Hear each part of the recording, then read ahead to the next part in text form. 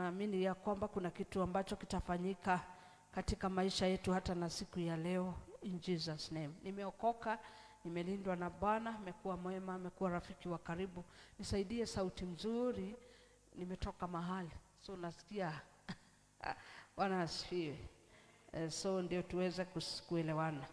Nikitoka hapo mahali na kuaga na bass, unaweza fikiria ni mwanaume anaongea.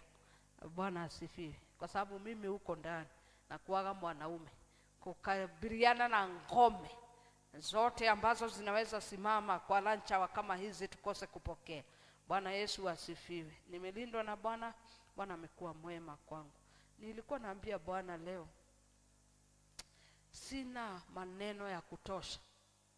Vile naweza ipanga hivi niwaambie asante kwa vile mmenitunza. Bwana asifiwe. Mmenishughulikia pamoja na tukiwa na Pastor Munene. Tumelala vizuri, tumekula, tumekunywa, mpaka saa ingine tunakasirika ni chakula zenye mnaleta ni mingi mpaka mtu anashindwa kumaliza. Bwana wa uzima wabariki. Bwana asifiwe. Nilikuwa naambia Bwana sijui vile utalipa hawa watu, lakini kwa niaba yangu walipe. Simungoje kulipwa na Bwana. Bwana watende mema na wabariki. Tunaweza kuchukua viketi vyetu katika uwepo wa Bwana katika jina la Yesu. Leo sijui kama hapa mnakuaga hivyo. Wednesday kwetu huwa tunaombea jamii. Bwana asifiwe. Huwa tunafanya warfare kwa sababu ya jamii na ili ziweze kuingia mahali ambapo Bwana anataka ziingie. Bwana Yesu asifiwe. Kwa sababu moyo wa Bwana, shughuli yake kubwa kabisa ni maisha ya mwanadamu, na yeye ndiye mwanzilishi wa jamii. Tunakumbuka katika shamba la Edeni, Bwana akiona ya kwamba ni vema akaweze kumuumba mtu, na wakaitana mkutano. Naamini viumbe vyote ambavyo vinakuaga mbinguni, makerubi na maserafi, na muniangalie wakakutana mbinguni. Walipokutana mkutano, Mungu akasema, wacha tuumbe mtu kwa mfano wetu. Yaani hiyo si upendo mkubwa ya kwamba hatukuumbwa kama wanyama. Sasa imagine saa hii kama tungeumbwa kama wanyama, wengine wangekuwa kifisi. Tuko church tumekalia kiti, wewe ni fisi, mwingine ni kamanki, mwingine ni kanini. Lakini kwa sababu ya upendo wa Bwana kwa mwanadamu akasema, wacha tumuumbe mtu kwa mfano wetu sisi wenyewe. Ambia huyo mwingine, wewe ni wa mfano wa Mungu. Wewe ni wa mfano wa Mungu. Alafu wakati adui alikuja akaharibu uhusiano wa Mungu na mtu, kwa sababu moyo wa Mungu ulikuwa umejaa mwanadamu, akatoa mwana wake wa pekee. John 3:16 inasema, for God so loved the world that he gave his only son, that whoever believes in him should not perish but have everlasting life. Bwana asifiwe. Unajua tunachukuaga hilo andiko tunalisukuma kwa Sunday school.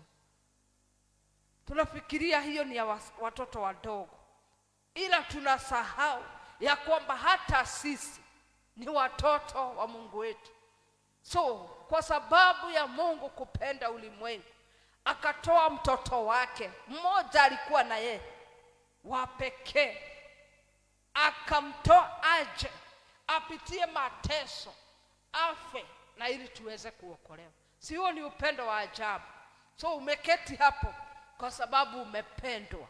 Jamii yako iko kwa sababu imependwa na Bwana, na kwa sababu ya upendo huo Bwana, kuna mambo ambayo nitaachilia kwa maisha yako kutokana na huo upendo, ya kwamba Bwana alikuumba na ili ukaweze kuishi maisha ambayo ni ya kufurahia, si kuteseka teseka. Bwana asifiwe. Niliwaambia jana nikesha, niliwaambia ya kwamba it is not the will of God. Saa yote tunaliaga bearing. Kulia bearing ni kukosa. Hauna chakula, hauna nguo, hauna chochote, hauishi vizuri. Bwana asiwe, wewe ni mgonjwa. It is not the will of God. The will of God ni wakati sisi tutaishi na tutakaa vizuri tukimfurahisha Bwana. Bwana Yesu asifiwe. Matthew chapter 16. Tuanzie mstari wa 13. Matthew 16 verse 13 mpaka 18 inasema, when Jesus came to the region of Caesarea Philippi, he asked his disciples, who do people say the Son of Man is? They replied, some say John the Baptist, others say Elijah, still others Jeremiah, or one of the prophets. But what about you? He asked, who do you say I am? Simon Peter answered, you are the Christ, the Son of the living God. Jesus replied, blessed are you, Simon, son of Jonah, for this was not revealed to you by man, but by my Father in heaven. And I tell you that you are Peter, and on this rock I will build my church, and the gates of hell will not overcome it. And I tell you that you are Peter, and on this rock I will build my church, and the gates of hell will not overcome it. Baba, katika jina la Yesu, twajikabidhi kwako hata na mchana wa leo, ya kwamba pia makusudi yako yatazalika kwenye mkutano huu katika jina la Yesu, nazo sifa na utukufu na heshima zitakurudia. In Jesus name we pray. Niko na dhimi nasema, the gates of hell shall not prevail. Marango ya kuzimu haitastahimili. Marango ya kuzimu hayataweza kustahimili. Tusome Ezekiel chapter 11 verse 1 to 7. Ezekiel chapter 11 inasema, then the Spirit lifted me up and brought me to the gate of the house of the Lord that faces east. There at the entrance to the gate were 25 men, and I saw among them Jazaniah son of Azza and Perashia son of Benaiah, readers of the people. The Lord said to me, son of man, these are the men who are plotting evil and giving wicked advice in this city. They say, will it not soon be time to build houses? This city is a cooking pot, and we are the meat. Therefore, prophesy against them. Prophesy, son of man. Then the Spirit of the Lord came upon me, and he told me to say, this is what the Lord says, that is what you are saying, O house of Israel. But I know what is going through your mind. You have killed many people in this city and filled its streets with the dead. Therefore, this is what the sovereign Lord says. The bodies you have thrown there are the meat, and this city is the pot, but I will drive you out of it. Sema hiyo mstari wa mwisho. Sema kwanzia hapo hiyo B. The bodies you have thrown there are the meat, and this city is the pot, but I will drive you out of it. Bwana asifiwe. Leo funga mshipi, tunazisukuma nje. Bwana Yesu asifiwe. Nilipokuwa nikisoma maandiko haya ambayo tumesoma, Bwana alikuwa ananipatia ufunuo, na jana nikawa nikikuguzia, nikakwambia maana ya Petero. Sikujua Bwana atanipea hili neno siku ya leo. So Peter inamaanisha rock ama solid kitu, yani solid rock. Unajua church yetu inaitagwa solid rock. Anafikiri ndio maana tunakuwa hivyo hardcore, kitu ngumu. Yani ndio aingia hapo, kuna vitu kadhaa amefanya we ndio aweze kupenya. So Peter inamaanisha rock ama kitu solid. Alafu nikasaidiwa na Roho Mtakatifu hikyo kijiwe, hikyo kirok, si kirok ni kijiwe. So hikyo kijiwe nikakipasua tena, nikapata ufunuo ya kwamba hii rock inamaanisha strength. So si kijiwe tu, ni nguvu. Bwana Yesu asifiwe. Haleluya. Inamaanisha stability, strength ama stability, hiyo rock. Alafu kuna hii tena marango, ambayo Yesu anaongelesha Petro. Anamuuliza, watu wanasemaga mimi ni nani? Na walikuwa wengi, tuliongea hiyo jana. Tukasema walikuwa wanafunzi 12 wameketishwa na Yesu. Alafu anawauliza, watu wanasemaga mimi ni nani? Wakasema, wengine wanasemaga wewe ni Yohana Mbatizaji, wengine wanasema wewe ni Yeremia, wengine wanasema wewe ni Elia, wengine wanasema wewe ni mmoja wa manabii. Bwana Yesu asifiwe. Lakini Petro akiwa amejawa na Roho Mtakatifu, roho wa ufunuo, akiwa amesaidiwa na Roho. Niliwaambia Roho Mtakatifu huwa anaingia na penyeza, anaingia kwa moyo wa Mungu, anachukua kitu. Tuseme kama wakati kama huu Yesu alikuwa anahitaji jibu, so Yesu anangoja jibu. Hawa wengine wanasema vile walijua, lakini Petro kwa sababu alikuwa amejishikamanisha na Roho Mtakatifu, akaweza kupenya moyo wa Bwana. Huwezi pata access kwa moyo wa Mungu bila Roho Mtakatifu. Huyo peke yake ndiye amepatiwa ruhusa ya kuingia katika mawazo ya Mungu, kuingia katika moyo wa Bwana, yani wa Mungu. Anapenya huko. Kama kuna jibu tunahitaji, anachukua hiyo jibu, anatuletea. So Roho Mtakatifu kwa sababu alikuwa rafiki wa Petro, akaingia kwa moyo wa Mungu, akamletea jibu na akasema, wewe ni mwana wa Mungu aliye hai. You are the Christ, the Son of God, who is alive. Bwana asifiwe. So Petro katika huo ufunuo huo ambao Roho Mtakatifu aliweka kwa moyo wake, akautoa, akaukiri kwa Yesu, huo ufunuo, ndio Bwana anasema, nirudishie hapo, ya kwamba juu ati wewe ni nani? Ni Petro. Si tumesoma verse 15.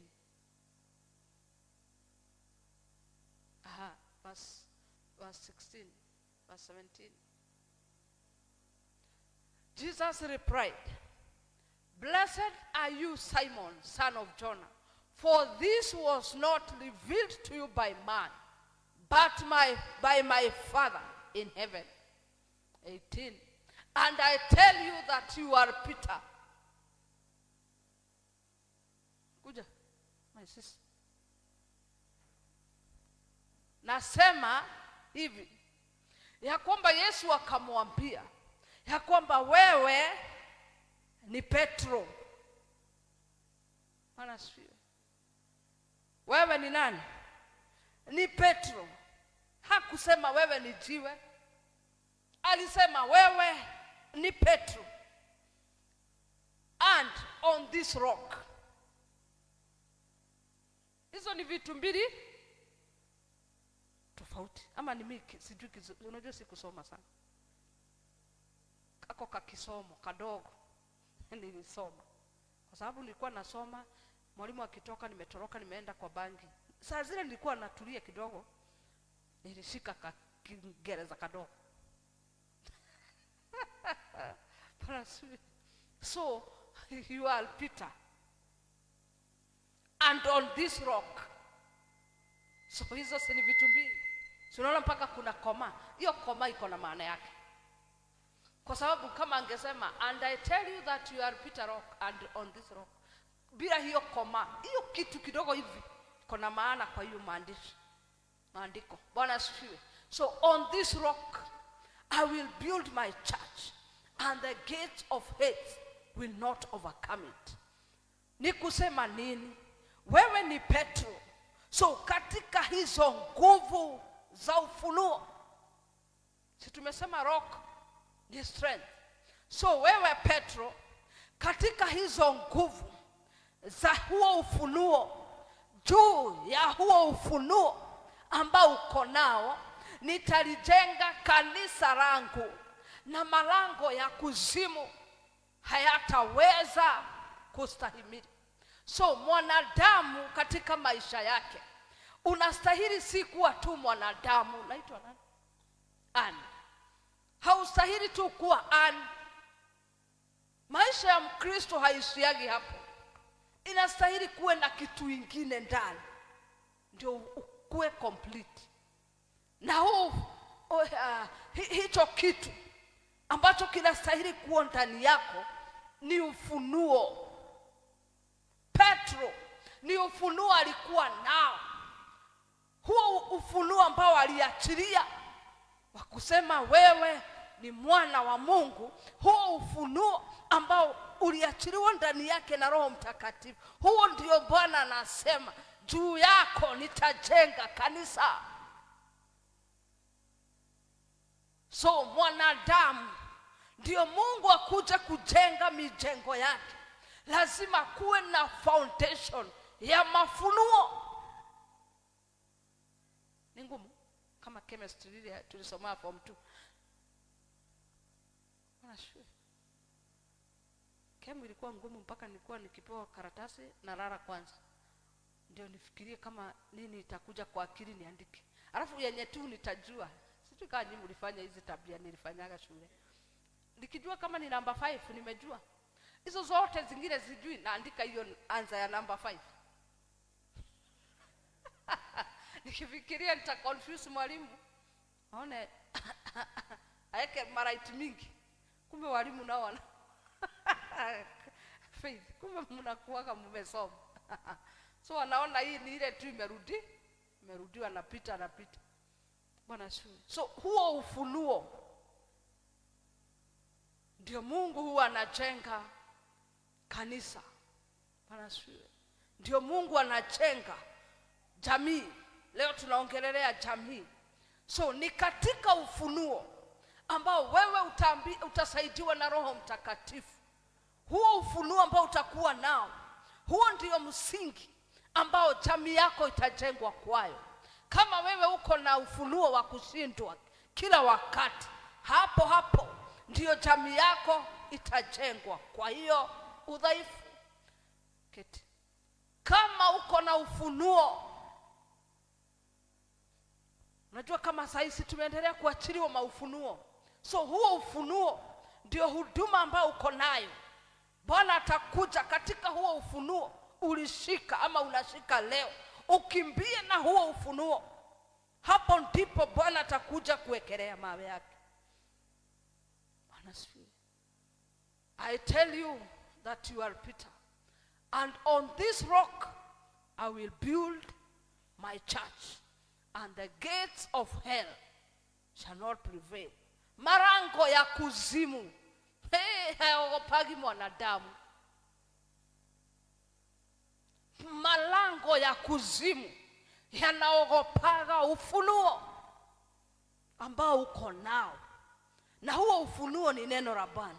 So wakati adui amekuja kama gharika, huwa unastahili kumjibu kwa neno la Bwana. So shetani hangeogopa Peter kama hakuwa na ufunuo. Wanashwe. So hao wengine si walisema wewe ni Yohana Mbatizaji, wewe ni Jeremiah, wewe ni nani? Yesu hakushindanilia, na kwa nini hakuambia na ni kama mnajaribu? Kwa nini hakusema mmejaribu kidogo, acha niwaachilie neno la wakati, ama niachilie prophecy, acha niachilie prophetic word? Lakini prophetic word inakujia Petero kwa sababu alikuwa na ufunuo. So kama tutaishi maisha, lazima tuishi na mafunuo. Kama jamii zetu zitasimama, lazima watu wakuwa wakisoma neno la Bwana, na ili tunapata mafunuo. Kama jamii zetu zitakuwa na misingi thabiti, lazima tuwe wa karibu na Roho Mtakatifu, kwa sababu huyo ndio huachilia. Tumesikia ya kwamba Yesu alijua hiyo jibu, si Petro amejibu. Hilo jibu limetoka kwa Baba wa mbinguni. Bwana Yesu asifiwe. Malango, the gates. Zamani, those ancient days, hata saa hii, sijui kama huku kuna kuaga na wazee wa nyumba 10. Kuna kuaga kila mahali, si ndio? Hao ni wa kulinda mji, ya kwamba anything haitaingia kwa mji ama haitatoka kwa mji kama wao hawajui. Bwana Yesu asifiwe. Haleluya. So katika malango zamani hizo, hao wazee ambao tumesoma kwa Ezekiel walikuwa wazee waovu. Walikuwa wanakaa kwa mji wakipanga mambo mabaya. So katika malango kama leo, malango ambao tunaongelea malango ya jamii, Bwana Yesu asifiwe, ndio kuwe na kuachiliwa mipango mizuri.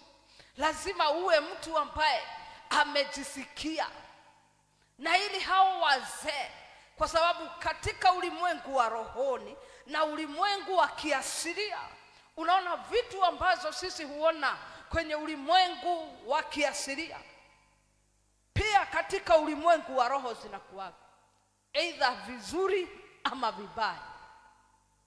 So katika ulimwengu wa roho kuna wazee walinda malango, na wanakuwaga wazee wa kiungo na wazee wa kupanga maovu.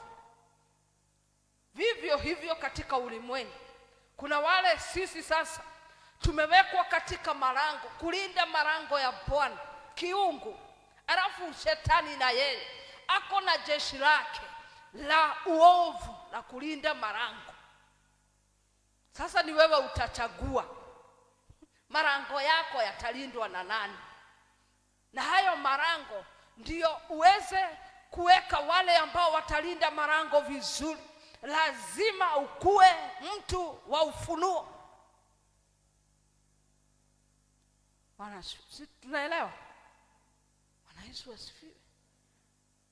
Haleluya. Lazima uwe mtu ambaye atakimbia na mafunuo kama Petro, kwa sababu kile ambacho umeleta, kile uko nacho, hicho ndio Yesu atajenga ama shetani ajenge. Tunaelewa? So hebu angalia jamii yako, uangalie ni ufunuo gani umekuwa nao, juu umekuwa na jamii. Faith. Uko na scripture yenye inagadigi hiyo jamii, ya kwamba Yesu akiangalia anasema Faith huwa anaombea jamii yake na neno hili. So huu ufunuo alipata kwa hii neno, hii jamii nitaijenga hivyo. Zingine tumezijenga tu kwa hewa, nyumba ni za mafefe, kwa sababu hakuna msingi wa neno. Ndio maana hiyo boma ama hiyo jamii, adui akiiguza kidogo inaanguka, inatata. Jamii nyingi zinaboromoka saa hii ni kwa sababu hazijajengwa kwa msingi wa neno, hazijajengwa kwa mafunuo. Hatukuruhusu Mungu atujenge. Tulianza tu jamii ni hivyo, hatuna msingi wa neno, hatuna neno. Niite theme. Hakuna theme ambayo ni ya hiyo jamii. Maana Kama saisi nimekuja kuwanenea neno, sikukuja tu nikasema tutasoma Mathayo na nianze lazima nikupee neno la leo. Tunaenda na hii theme, tunaenda na hii mwelekeo. So kuna stahili kuwa na theme ambayo inaongozaga maisha yako. Neno. Manasiwe. Kuna katoto kako, my first grandson. Kalipozaliwa nilienda maternity, nikakawekea msingi ya neno Luke 2:52. Uliwekea mtoto msingi. Saa hii anything ikifanyika kwake, ama ni homa kamegonjeka, tunakafunguliaga Luke 2:15, kwa sababu hiyo ndio yake. Na Yesu akakuwa. Hebu tuwekee hiyo Luke 2:52. And Jesus grew in wisdom and stature and in favor with God and men. Hiyo kitu yoyote ikifanyika namuitaga, kwa sababu jina yake ni Luke 2:52. And Jesus grew. So tunawekaga hapo Axel. And Axel will grow in wisdom and stature and in favor with God and men. So hiyo neno, hiyo peke yake, ulimwengu wa roho unajua hiyo neno. Bwana siwe. So Axel hata akienda wapi, hata atoke hapa aende Uganda, ulimwengu wa roho unajua ya kwamba anastahili kuwa na hekima, kupendwa na Mungu na wanadamu. So akiingia Uganda, hakuna budi milango ya Uganda itafunguka kumpenda.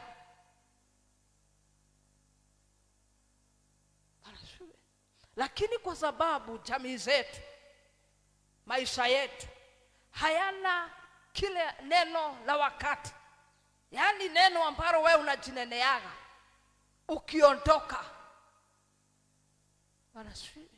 So ndio shetani anakupepeta, ndio marango ya kuzimu yanasimamana na wewe, kwa sababu hakuna neno la wakati, hakuna msingi.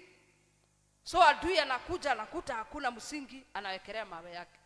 Ugonjwa, anazunguka, anatafuta, alafu anakuja anaangalia, bado hujaweka msingi, anawekelea umaskini, kwa sababu yeye anajenga vitu zake. Kama Mungu ako kazini kujenga, hata adui ako kazini kujenga. Anasifiwe. So Petro Mungu akamsaidia na huo ufunuo ambao aliachilia, huo msingi huo wa huo ufunuo. Yesu akapata mahali pa kuwekelea kanisa. Hebu jiulize, Yesu leo akitaka kujenga, anaweza pata mahali umeweka msingi? Yani uko na umeanzisha ground, umeweka ground ikiwa sawa. Lydia, hawa watoto wanenee kwa masikio. Mimi nimefanya kazi sana hospitali, maternity, Waislamu ndugu zetu. Mtoto akizaliwa, before asikie sauti nyingine yoyote, baba wa huyo mtoto anakujaga na kashika hako katoto kadogo, anakaongeresha kwa masikio. Hizo wa Ramadhani mavitu zao, hizo akubari, kanaongereshwa kwa masikio. So hako katoto hata kakikua, hiyo sauti kalisikia ya kwanza, uwezi katoa katika hiyo sauti. Kanajua Muhammad ndio Mungu wao. Na sisi wetu, nilijifungua Faith, tunakuja maternity, tunachukua mtoto tunarukisha, alafu tunaenda nyumbani, tunafanya chai ya ushirika, ati tufungue mama nani arudi church. Hata mtoto hujamuongelesha, baba mtoto hatamuongelesha. So akikuja masikio yake ni fresh. So kile adui anaachilia, domboro ya anashika, Mogithi anashika.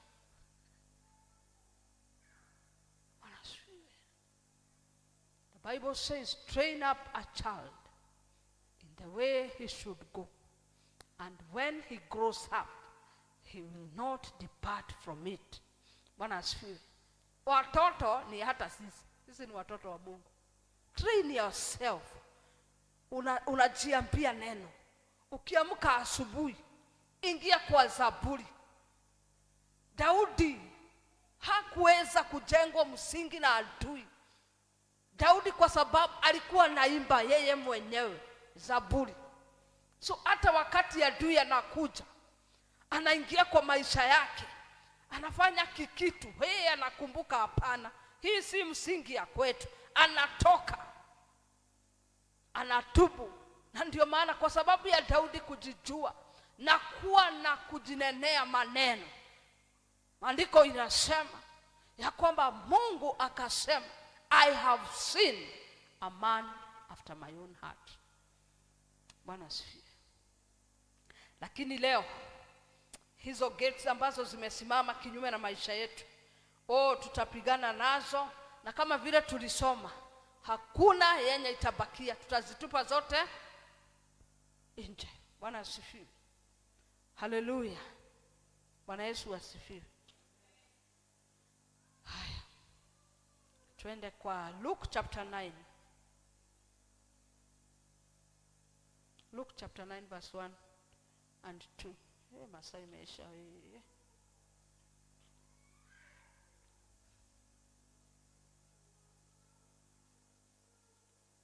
The Bible says, when Jesus had called the 12 together, he gave them power and authority to drive out all demons and to cure diseases. And he sent them out to preach the kingdom of God and to heal the sick. Sasa hata kana kwamba hauna kamsingi, kuna nguvu na mamlaka tumepewa na Bwana. Bwana Yesu asifiwe. Rudi chapter verse 1. Tumepewa nguvu na mamlaka, power and authority to drive out all demons and to cure diseases. Tumepewa ufunguo. Hizo ni vifunguo za mbinguni. Bwana Yesu asifiwe. Nilitangulia kukuambia upendo ambao Bwana ametupenda nao. Katika huu upendo Bwana alitupenda nao, na akajua mipango ya adui juu ya maisha yetu. Akatupatia ufunguo, akatupatia power, akatupatia authority ya kutoa mapepo na kuponya magonjwa. Is anyone sick among you? Unastahili kumponya. Lakini tunasemaga, Bwana kuja umponye. Kuja uponye Lydia. Tulipewa ufunguo wa kuponya. Usirudi kusema Mungu kuja uponye. Si ulipewa ufunguo? Ama imeandika to cure diseases. Imeandika and you are to drive out all demons and God to cure diseases. My brother, naona penye tunapotezeaga. Alafu sasa ukiombea mtu akose kupona, juu hukumponya, unasema Mungu hakumponya.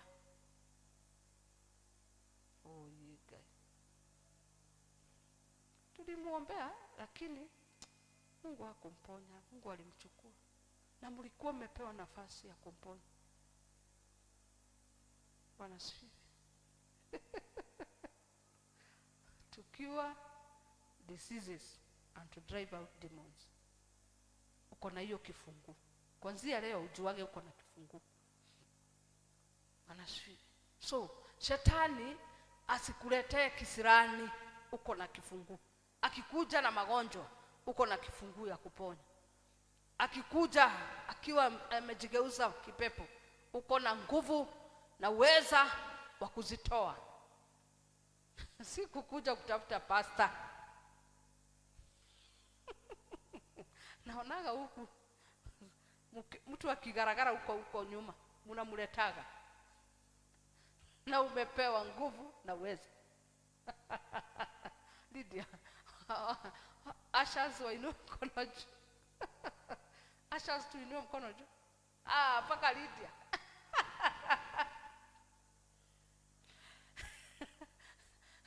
Sande niko huku. Bwana naomba ulete watu wengi kama hao.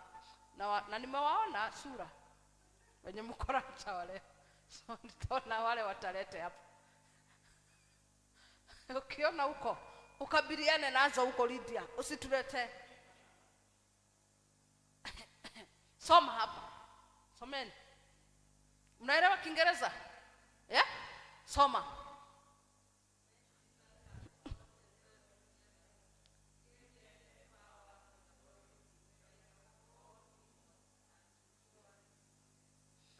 When Jesus had called the pastors together, he gave them power and authority to drive out all demons and to cure diseases.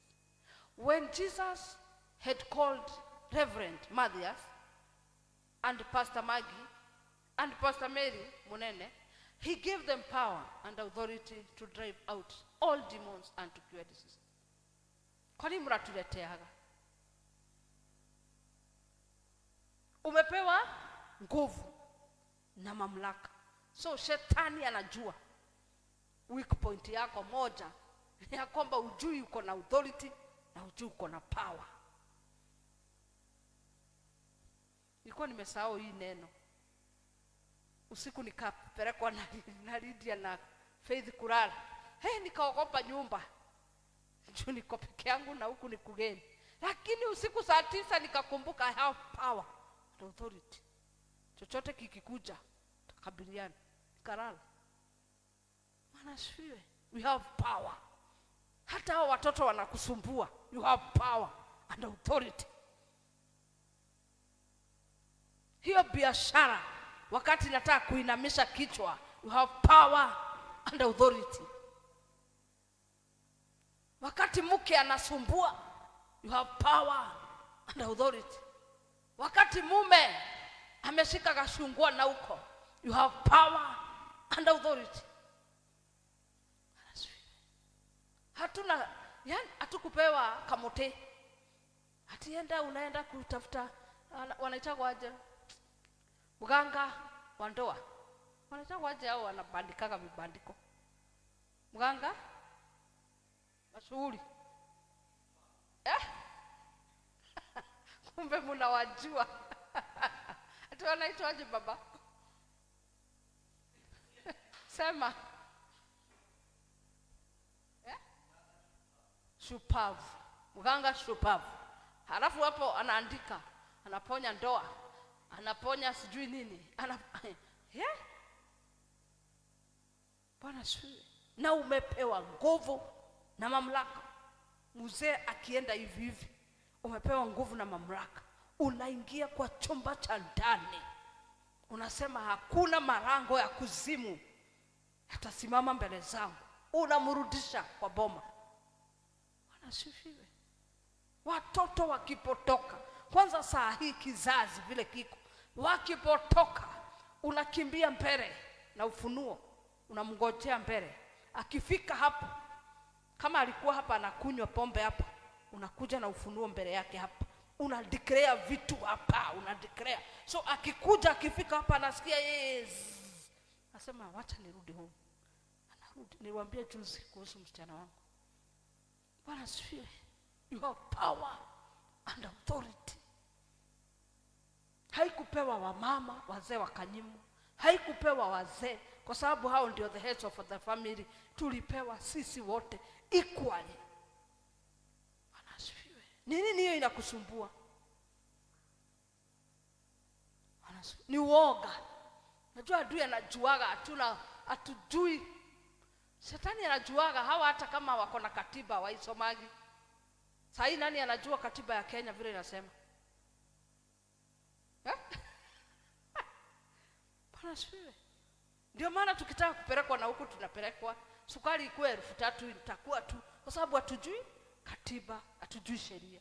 Lakini hii yetu tuko nayo kila siku. Mpaka iko kwa simu yenye unatumia kila siku. Na bado hatusomi. So adui anajuaga hawajui hawa. Nitawapea pereka hivi, niwakonganishe, nifanye vile nataka, kwa sababu hatujui. So tukielewa maandiko kama haya, hiyo unaweza jenga msingi na hiyo neno. Mtoto akipata joto usiku, usikie kuna joto, unasema I have power and authority to cure diseases. Aiambia shetani toka kwa jina la Yesu. Unalala salama ukiwa na amani. Shida hatujui. Kakikuja unaenda kwa jirani, niliona kibao, huyo mganga alihamia wapi? Mganga shupavu. Na tuko na power, authority, na baba yetu ndiye mwenye hata huyo mganga. Sini alimuumba. Bwana asifiwe. So the gates of hell will not prevail against our families in Jesus name. Hallelujah. Nikupe examples, uandike uende usomee nyumbani ndio turudi kazini, masaa imeisha. Examples of men, good men who stood at the gates. Job chapter 9. Tupe hiyo Job. Hayandika Ruth chapter 4 verse 1 to 2. Tukipewa na media Job chapter 29 verse 7. Haya, Ruth chapter 4 verse 1 and 2. Proverbs 31:23. Proverbs 31:23. Haya, andika men, evil men at the gates. Na nikikimbia uniambie niende pole pole. Hiyo ukienda ukisoma nyumbani itakusaidia. Leo tunapigania jamii kwa hao wazee wa malango ambao wanaachilia uchawi na ushirikina juu ya jamii zetu. In Jesus name. Ezekiel chapter 11 verse 1 mpaka 7. Hapo penye tulisoma. Alafu andike Proverbs 14-19.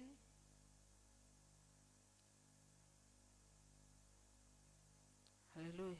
Tuko hapo Proverbs 14:19.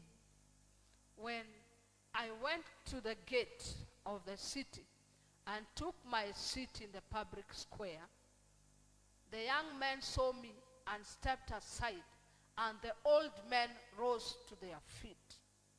The chief men refrained from speaking and covered their mouths with their hands. The voices of the nobles were hushed, and their tongues stuck to the roof of their mouths. Whoever heard me spoke well of me, and those who saw me commended me. That is a man at the gate. Yani amejiweka sawa. Wanasifiwe. Amejijua. Amejiweka vizuri. Amealign maisha yake na Mungu. Amejua msingi ambao amejijenga kwayo. Amejua hizo neno ama hilo neno ambalo Bwana ananena kwa maisha. Yani amejua ya kwamba mimi si wa kutetemeshwa na vitu tudogo tudogo. So anaingia kwa mji. Wazee wote wanasimama. Nani ataingia hapa kikao cha wazee wasimame? Kwa sababu ya mistari ambao ataachilia wamuogope. Ama wataongea kwa sababu they brought evil, those men. Bwana asifiwe. Kazi yao ni brought evil, ni kuharibu jamii, ni kuachilia maneno ya kasi juu ya jamii, juu ya mji, katika marango, ya kwamba ukikuja, ukipita kwa hayo marango uingie kwa mji, hiyo laana ambao wameachilia, hizo takataka wameachilia, zinakupata kama haujakaa vizuri. So kuna vitu tunapitiana kwa sababu ya maneno iliachiliwa. So wewe unatembeleaga kwa maneno. Zamani, sahi Mungu ameendelea kusaidia kizazi. Zamani tushoshoto, zamani tungeongea maneno kwa jamii, na kwa sababu hakuna mtu anaelewa, hakuna hata mtu wa kufuta hiyo maneno. Unakuta kama shosho fulani amesema, for example, mimi nitumie maisha yangu. Shosho mwenye niliitwa aseme mwenye ataitwa jina yangu atazaa mapacha ama atazaa watoto wakikufa. Kuna shosho mwenye alizaa mamangu, yeye alizaaga mapacha na wakamsumbua sana. So akasimama siku moja akasema, na wale wote wataitwa Wanjiru watazaa mapacha. Na hatukujua. Tukaishi mpaka my sister mwenye sasa ako nyuma yangu ameitwa mama ya mama, akazaa mapacha. Mama yangu ndio akakumbuka. Sasa akatuambia, kujeni tuombee hawa watoto wasisumbue mama yao vile brother zangu walisumbua mama, kwa sababu ni maneno aliachili. So kuna maneno shosho yako, guka yako, anti yako, au watu wa zamani wa shosho, wakati huko zamani hatukuwa tunajulikana tutakuja, kuna maneno iliachiliwa na imeendelea kutubeba kwa sababu ilinenwa na wazee wa mji. So hiyo maneno unaitembeleaga, unajaribu kukazana na bidii zako kufanya kazi, lakini hiyo maneno bado inakufuata. Anasifiwe. Job alikuwa amejijua. Alipoingia kwa mji, wale ambao walikuwa wanaongea wakanyamaza, vijana wakamuondokea. Na whoever heard me speak well of whoever heard me spoke well of me, and those who saw me commended me.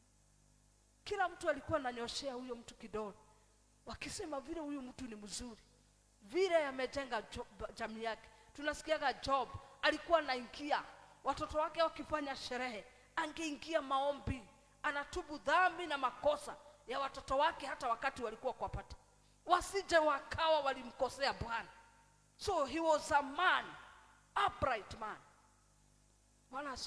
So wakati angesimama hivi kwa kijiji, kila mtu alikuwa anaongea uzuri wake kwa sababu ya vile jamii yake ilikuwa imesimama. So ni wakati tusimame saa hii, tuboromoshe hizo vitu ambazo zimesimamana na sisi katika malango, kwa sababu tumepewa assurance ya kwamba the gates of hell shall not prevail. Kwa nini malango ya kuzimu yameprevail kwa maisha yako? Kwa nini kuna magonjwa? Kwa nini kuna umasikini kwa jamii yako? Kwa nini kuna vitu haviendi vizuri? Kwa nini ukijaribu hauwezagi? Simama kwa miguu yako. Nataka kwa dakika 5 tuombe. Nataka tuombe jamii. Wewe ndio unajua jamii yako mahali imesetwa na adui. Neno la Bwana linasema tumepewa nguvu na mamlaka. Petro akaambiwa the gates of hell shall not prevail. Hata sisi ndio Petro wa leo. The gates of hell lazima zibao. Anasifiwe. Fungua kinywa chako. Nataka uende huko tujaze hii room. Kama unaogopa dada yako atasikia. Utotuma neno tu akina shosho, uko na kahinti kadogo ulisikia shosho alisema, ama wazee wa kwenu wa kijiji walisema, ambako hakaendamani na neno la Bwana, angusha hizo ngome leo katika jina la Yesu. Fungua kinywa chako kwa dakika 1. Fungua kinywa chako. Tumeteswa na adui. Tunapitiaga vitu ambazo sisi tulifanya, dhambi ambazo hatukufanya zimetufuata kwa jamii. Maneno yaliyoachiliwa kwa maisha, yametufuata. Maneno shosho alisema imekufuata. Maneno huka alisema imekufuata. Maneno ya jina ambalo uliitwa linafanana na huyo mtu, yamekufuata. Kataa jioni ya leo katika jina la Yesu. Tangaza useme the gates of hell shall not prevail upon me, kwa sababu nimejengwa katika msingi wa ufunuo. Nimejengwa katika Kristo Yesu. Jesus is the cornerstone. Yesu ndiye jiwe la pembeni. Sisi tumejengwa katika msingi wa Kristo kwa sababu tumemjua Bwana. Mwambie Bwana sasa katika jina la Yesu, nakatana na kila mipango ya adui, kila kitu ambacho kilinenwa, maneno ambayo yako hewani yalinenwa kinyume na maisha yangu, yale ambayo yameendelea kunifuatilia siku ya leo katika jina la Yesu. Nisaidie sauti kidogo. Mwambie Bwana sasa katika jina la Yesu, nakataa kufinyiliwa na adui, nakataa mipango ya adui kutimia juu ya maisha yangu katika jina la Yesu. Angusha ngome siku ya leo, haribu mipango ya adui siku ya leo katika jina la Yesu. Rekaramaramazanda Raboseketeria Rekaramasiantarababosaya. Kata kufinyiliwa, kata kufinyiliwa, kata kufinyiliwa, kata kufinyiliwa. Kata marango ya kuzimu kusimama mbele zako, ya kwamba huwezi pata kitu mpaka wakati utang'ang'ana kabisa. Kung'ang'ana sio sehemu yetu. Kata katika jina la Yesu. Mwambie Bwana, nakataa siku ya leo, nakataa kufinyiliwa, nakataa kufinyiliwa, nakataa kufinyiliwa katika jina la Yesu. Ni wewe ulisema ya kwamba the gates of hell will not prevail against my life. Today in the mighty name of Jesus, nataka kutangazia jamii yangu ya kwamba Bwana wa rehema, kile ambacho kimesimama kinyume na jamii yangu hakitafaulu Bwana, katika jina la Yesu. Mipango ambayo imepangwa na adui sirini haitafaulu katika maisha yangu, katika jina la Yesu. Siku ya leo Bwana, natangaza kile ambacho ni cha moyo wako, hicho ndicho kitatimia katika maisha yangu, katika jina la Yesu. Tunakataa kama jamii ya kanisa Bwana kufinyiliwa katika jina la Yesu. Mahali ambapo watu wametugandamiza kama jamii, siku ya leo waingia kwenye ulimwengu wa roho tukiwa tumejivika damu ya Yesu. Tuatangaze ya kwamba adui hana nguvu dhidi na maisha yetu, katika jina la Yesu. Tunaangusha ngome siku ya leo katika jina la Yesu. Tunaharibu misingi yote iliyowekwa dhidi na maisha yetu kutokana na yule muovu katika jina la Yesu Kristo.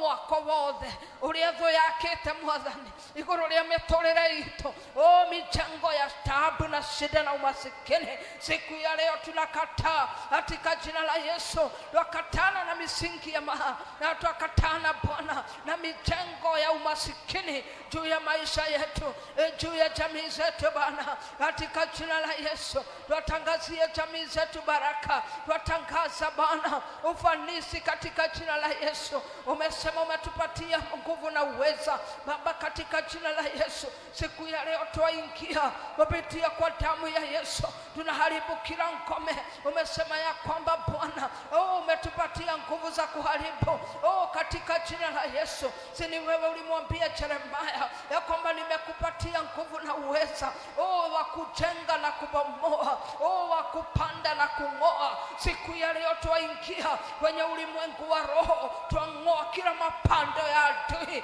kila pando ambalo adui alipanda dhidi na jamii zetu siku ya leo katika jina la Yesu. Mapando ya magonjwa, mapando ya umasikini, mapando ya kujihurumia, mapando Bwana ya kukaa ukuu wetu kafinywa na adui siku ya leo katika jina la Yesu. Tuingia kwa damu ya mwana kondoo, tuang'oa kila mapando ya adui katika jina la Yesu. Rekaramarama-santa, tumekuja mbele zako Bwana kutetea jamii zetu mbele zako katika jina la Yesu. Rekaramarama-santa Raboseketeria Rekaramasientarababosaya Heya Raboseketeria Rekaramarama-sanda Rabosandarimasiyenta Rekaramasanda. Tumekuja kupigania watoto wetu, mapando yaliyopandwa ndani ya mioyo yao, ndani ya mawazo yao, mapando ya pombe, mapando ya bangi, mapando ya dawa za kulevya.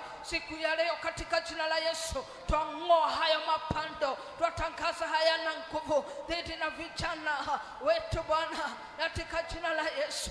Dhidi na waume wetu, mapando ya pombe Jehova, mapando ya kutochukua majukumu siku ya leo katika jina la Yesu. We rise against those powers today in the name of Jesus. By the power in the blood of Jesus, we destroy Jehovah every spirit of drunkenness in the name of Jesus. We declare it has no power, it has no authority in the name of Jesus.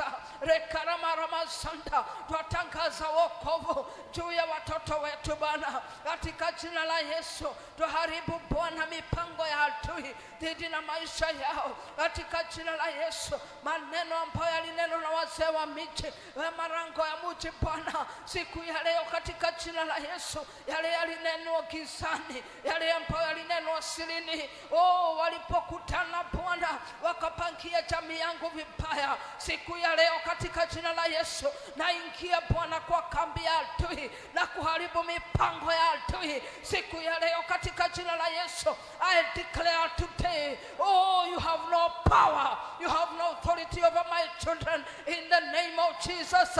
Nataja watoto wangu kwenye madhabahu haya siku ya leo, nataja wajukuu wangu ya kwamba Bwana wa rehema, I and the children that you have given me, we are of signs and wonders in the name of Jesus. Hakuna mpango wa adui utakamilika juu ya maisha yao, utafaulu juu ya maisha yao. Wewe ukamwambia Petro ya kwamba the gates of hell will not prevail, oh God. Even in this altar today we declare, Jehovah, the gates of hell will not prevail over our families, oh God, in the name of Jesus. Upon the works of our hands, our Father, we declare the gates of hell will not prevail in Jesus' name. Upon our husbands, my Father, our wives, oh God, our children, Jehovah, our businesses, oh God, our ministries, our Father, we declare today in unity that the gates of hell will not prevail over us, oh God, in the name of Jesus. We are of signs and wonders. I and the children that you have given unto me, I and my business, oh God, I and my ministry, I and my husband, oh God, we are of signs and wonders in the name of Jesus. Rekaramarama Sanda Rabo Sheketeria Rekaramazianta Rabosaya. Yes, oh God Almighty, in the name of Jesus, tuaporomosha kila mijengo ya adui dhidi la jamii zetu, kwa sababu siku ya leo tumekwisha kujigundua, tumejua ya kwamba tumepewa nguvu na mamlaka katika jina la Yesu Kristo. Rekaramazanda Rabosheketeria Rekaramaramazanda. Ulimwambia Petro, juu ya mwamba huu nitalijenga kanisa. Mjengo ambao Bwana umejenga juu ya maisha yetu, marango ya kuzimu hayatastahimili. Mijengo Bwana ambao umejenga juu ya biashara zetu, marango ya kuzimu hayatastahimili. Majengo Bwana ambayo umejenga juu ya watoto wetu, Bwana wa rehema, katika jina la Yesu marango ya kuzimu hayatastahimili katika jina la Yesu. Rekaramazanda Rekaramaziantarababosaya. Ni wewe unasema ya kwamba umefanya malaika kama upepo na mwanadamu Bwana ukamfanya kama miale ya moto. Rekaramazanda, na si hivyo ndivyo ilivyo juu ya maisha yetu Bwana. Rekaramazanda, adui hatastahimili uwepo wetu, kwa sababu umeshakwisha kutupatia nguvu na mamlaka, na umetangaza siku ya leo ya kwamba milango ya kuzimu haitastahimili juu ya maisha yetu. Katika jina la Yesu natangazia jamii zetu ushindi. Mahali jamii zilikuwa zimeshindwa, natangaza ushindi wa Bwana siku ya leo katika jina la Yesu. Mahali ambapo jamii zilikuwa zimesetwa, natangaza sasa ziachiliwe katika jina la Yesu. Natangaza jamii ziachiliwe. Jamii za wapendwa hawa ziachiliwe, watoto wao waachiliwe, biashara zao ziachiliwe Bwana, kwa sababu umenipatia nguvu na mamlaka siku ya leo katika jina la Yesu. I declare in this altar, O God Almighty, juu ya wapendwa hao ya kwamba Bwana biashara zimebarikiwa. Biashara hizo zinawili, biashara zizae mazao katika jina la Yesu. Jamii zao zisimame Bwana, wagonjwa wapone katika jina la Yesu. In the name of Jesus. Kile ambacho kilikuwa kimewaweka chini, sasa natangaza kiwaachilie, waondoke kwa uhuru wao katika jina la Yesu Kristo. Tunaomba na kushukuru.